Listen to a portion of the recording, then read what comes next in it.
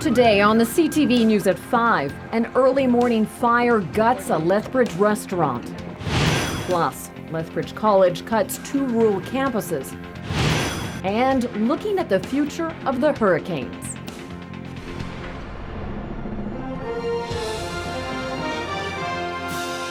CTV News with Jackie Scantlebury.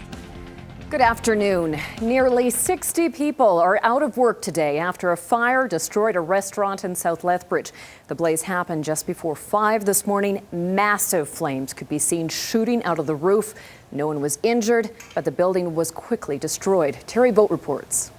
There goes my favorite restaurant. This video taken by Joe Harasimluk shows just how quickly the Boston Pizza restaurant turned into a raging inferno.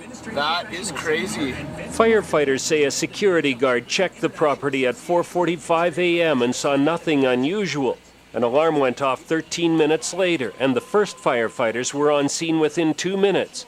But by then, the fire was already too far gone. When our crews first arrived, they said flames are coming through the roof, and because the inside of the building was involved, our crews decided not to go into the building for safety reasons. Instead, they set up on 3 sides, pouring water and foam onto the building.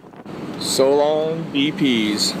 It's pretty devastating to rush down here and see the building collapsing right in front of my eyes. So yeah, pretty devastating. Investigators say early indications are the fire started in the kitchen area. They hope to recover security video, which may help with the investigation. There was no damage to neighboring stores or restaurants. For Boston Pizza, this was the main restaurant in Lethbridge, employing about 55 people, half of them full-time. Many have been stopping by to examine the damage. We're contacting all our staff. Some have already showed up for work, the people that come in early. We're contacting them all, and we'll just deal with it as we go.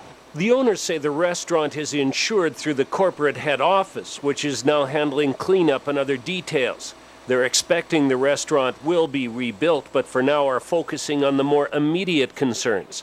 The fire department says it needs to ensure the building is safe. They say the property will be fenced off and walls in danger of collapsing will be stabilized or torn down before investigators go inside. Terry Vogt, CTV News, Lethbridge. According to fire investigators, this is the 10th major structure fire in Lethbridge in recent months. It's also the second restaurant to be destroyed by fire in less than a year. Back in November, the Cheesecake Cafe burned down. And Lethbridge fire crews were busy with a fire earlier this morning, a second fire that broke out at the Lethbridge Lodge. Firefighters responded to reports of smoke coming from a second-floor storage room. The fire was contained quickly, but parts of the building did sustain water damage from the activation of the hotel sprinkler system. As a precaution, guests and employees were escorted to the lobby of the hotel. Investigators say the fire does not appear suspicious, and the evacuation went seamlessly. People were very compliant. They left the property, very quickly when the alarms went off. And of course, the staff were there to help. Our crews were there to help. Everything seemed to run seamlessly.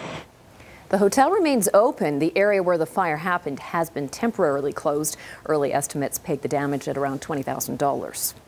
A tragic accident in Medicine Hat. A child hit by a vehicle driven by a relative has died. The accident happened on the driveway of the child's home in the Ranchland subdivision around 8:30 this morning. No details about the age of the child have been released. Meanwhile, the body of a skier missing from BC has now been recovered from a crevasse in Yoho National Park. Mark Taylor broke through the snow and fell down a crack in the Wapta Traverse a week ago. The Abbotsford man was backcountry skiing on the Wapta ice field with his daughter and a friend. Parks Canada says rescue crews were able to locate Taylor's body. They shoveled through several meters of snow before they were able to pull him out.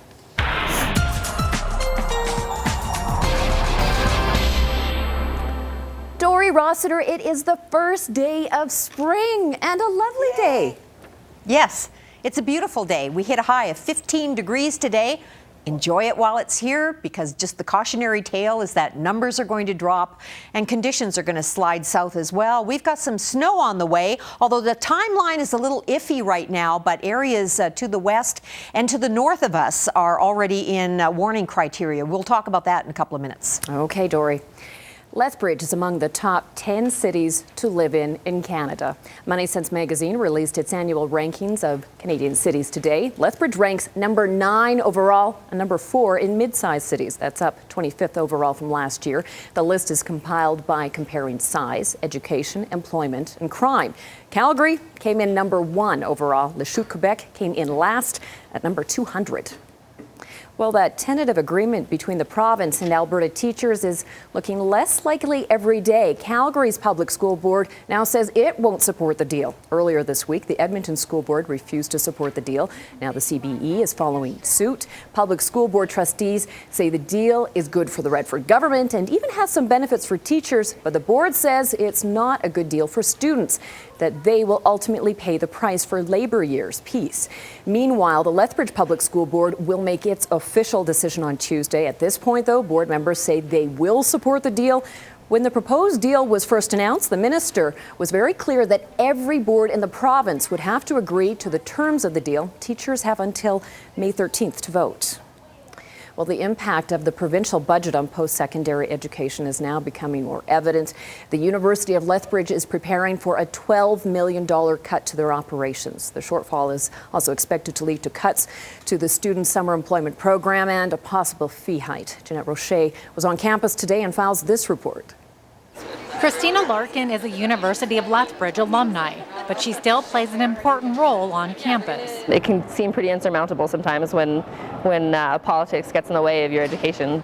She's part of the Coalition for Action on Post-Secondary Education, and tomorrow she hopes to mobilize students to take some action against the government. We are trying to make it known to our politicians and to our administration that we're not okay with these budget cuts coming on the backs of students, and we want to make sure that they know that students are paying attention and that we have questions and comments.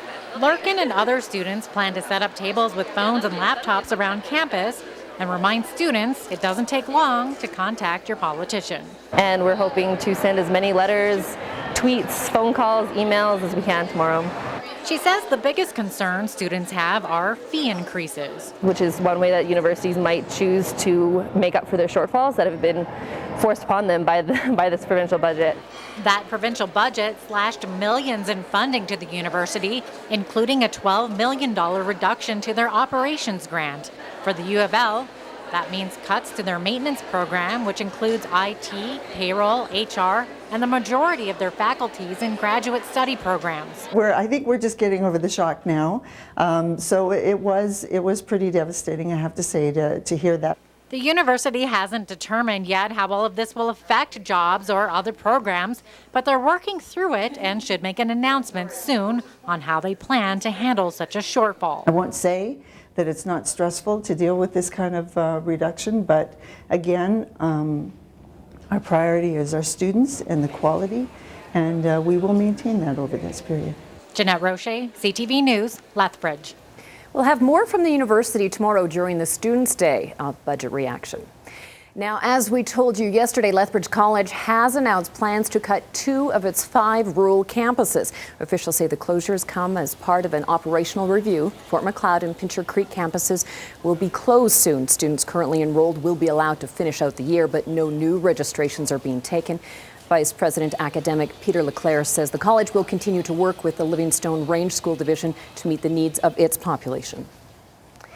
Well, Lethbridge MP Jim Hillier says he is going to support a stay-the-course federal budget. The 2013 budget comes at a time of slow economic growth. Ottawa is looking to keep spending in check, and government departments are expecting cuts. Finance Minister Jim Flaherty has said the budget will also include measures to close loopholes by big-money players to avoid paying taxes. Hillier says his constituents have told him they want the government to curb unnecessary spending and live within their means, and that's what he supports.